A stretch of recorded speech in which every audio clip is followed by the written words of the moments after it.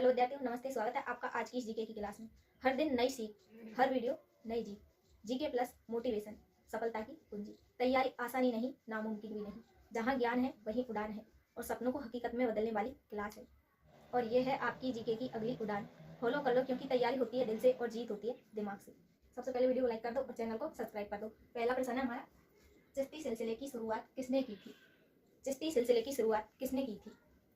निजामुद्दीन औलिया, अब्दुल चिश्ती, मोइनुद्दीन चिश्ती, फरीदुद्दीन मैसूर। तो इसका सही आंसर क्या हो जाएगा? इसका सही आंसर हो जाएगा अब्दुल चिश्ती। क्या हो जाएगा? अब्दुल चिश्ती। चिश्ती सिलसिले की स्थापना अब्दुल चिश्ती ने की थी, जबकि भारत में इस सिलसिले की स्थापना किसने की थी? मोइनुद्दीन चिश्ती ने।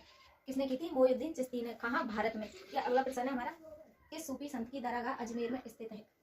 किस सूफी संत की दरगाह अजमेर में स्थित है?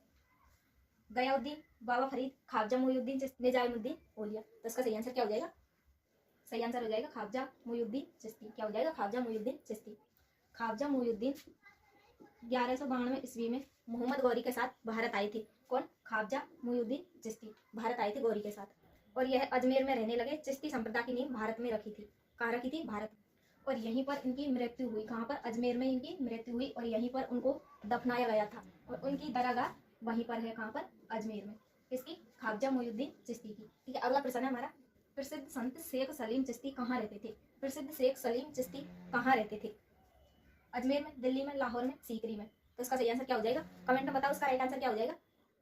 क्या हो जाएगा? सीकरी। कहाँ रहते थे? सीकरी में। 16वीं सदी में प्रसिद्ध शेख सलीम चिश्ती फतेहपुर सीकरी में रहते थे। कहाँ रहते थे? फतेहपुर सीकरी में रहते थे। और यह अकबर महान के समकालीन थे। कौन? शेख सलीम चिश्ती। ठीक है, अगला प्रश्न है हमारा, मुगल साम्राज्य के संस्थापक थे। मुगल साम्राज्य के संस्थापक थे अकबर, हुमायूं, बाबर, अलाउद्दीन खिलजी। तो इसका सही आंसर क्या हो जाएगा? क्या हो जाएगा? बाबर। भारत में मुगल साम्राज्य की स्थापना जहरुद्दीन मोहम्मद बाबर ने कब की थी? 21 अप्रैल कब की थी? 21 अप्रैल 1526 ईस्वी में। 1526 ईस्वी में पानीपत के प्रथम युद्ध इब्राहिम इब्राहिम लोदी को हराकर की थी। इब्राहिम लोदी को हराकर की थी। और बाबर का जन्म कब हुआ था?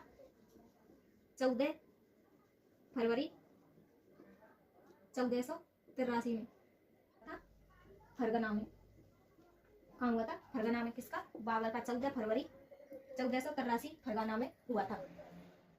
अगला प्रश्न है हमारा, बाबर ने प्रथम बार पश्चिम में कहाँ से होकर भारत में प्रवेश किया? बाबर ने प्रथम बार पश्चिम में कहाँ से होकर भारत में प्रवेश किया? कश्मीर, सिंधु, पंजाब, राजस्थान। तो उसका सही आंसर क्या हो जाएगा? सोचो और कमेंट में बताओ, उसका राइट आंसर क्या हो जाएगा? क्या हो जाएगा? पंजाब से। कहाँ से किया था? पंजाब से। बाबर ने प्रथम बार पश्चिम में होकर पंजाब से भारत में प्रवेश किया। और बाबर का प्रथम आक्रमण कब हुआ था? 1518-19 ईस्वी में। 1518-19 ईस्वी में भीरा में हुआ था। कहाँ हुआ था? भीरा में हुआ था, जो वर्तमान में पाकिस्तान पंजाब प्रांत में स्थित है। ठीक है, अगला प्रश्न है, किस मुगल शासक ने 2 बार शासन किया? किस मुगल शासक ने 2 बार शासन किया? शाहजहां, हुमायूं, बाबर, जहांगीर। तो इसका सही आंसर क्या हो जाएगा? किसने 2 बार शासन किया था? हुमायूं ने। किसने? हुमायूं ने। मुगल बादशाह हुमायूं ने 2 बार शासन किया था। 1530 में बाबर की मृत्यु के बाद। कब किया था? बाबर की मृत्यु के बाद। बाबर की मृत्यु के बाद हुमायूं ने मुगल साम्राज्य की बागडोर संभाली 1540 ईस्वी में। कब? 1540 ईस्वी में बिलग्राम युद्ध में। 1540 ईस्वी में बिलग्राम युद्ध में शेर शाह से पराजित होकर हुमायूं को देश छोड़ने के लिए बाध्य होना पड़ा। किसको? हुमायूं को। फिर पुनः 1555 ईस्वी में। कब? 1555 ईस्वी में हुमायूं ने सरहिंद के युद्ध में अफगान शासक सिकंदर सूर को पराजित करके अपने खोए हुए शासन पर अधिकार कर लिया। ठीक है, अगला प्रश्न है हमारा, किस मुगल सम्राट को राष्ट्रीय सम्राट कहा जाता है? ध्यान से सुनो, किस मुगल सम्राट को राष्ट्रीय सम्राट कहा जाता है? बाबर, अकबर, हुमायूं, शाहजहां।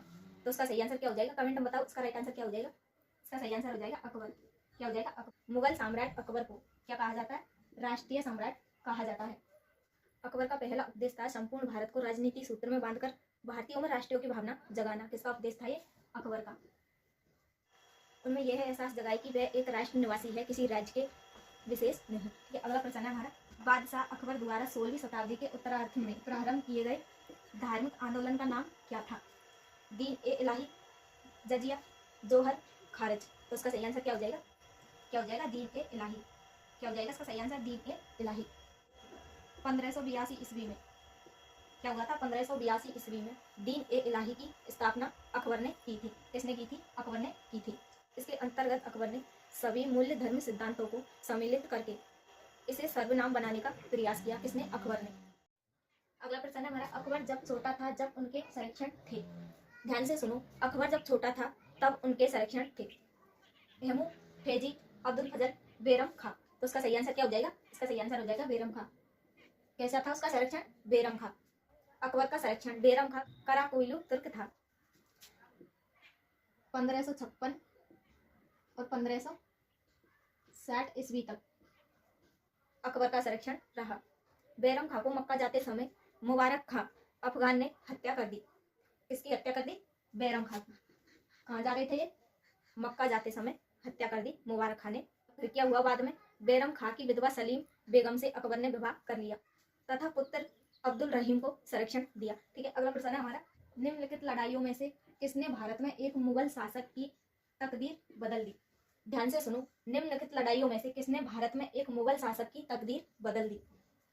हल्दी घाटी, पानीपत का द्वितीय युद्ध, खानवा, चौसा। तो उसका सही आंसर क्या हो जाएगा? कमेंट में बताओ उसका राइट आंसर क्या हो जाएगा। इसका सही आंसर क्या हो जाएगा?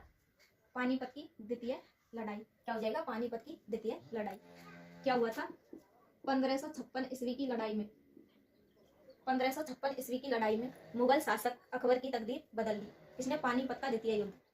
इस लड़ाई के बाद मुगल साम्राज्य की वास्तविक रूप से पुनः पहचान हो सकी। कि अगला प्रश्न है, अजंता गुफाओं का निर्माण किया गया था।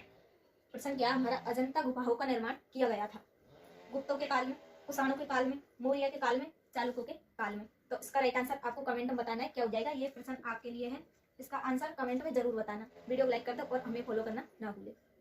मिलते हैं ऐसे ही नए सवालों के साथ अगली वीडियो में। तब तक के लिए धन्यवाद।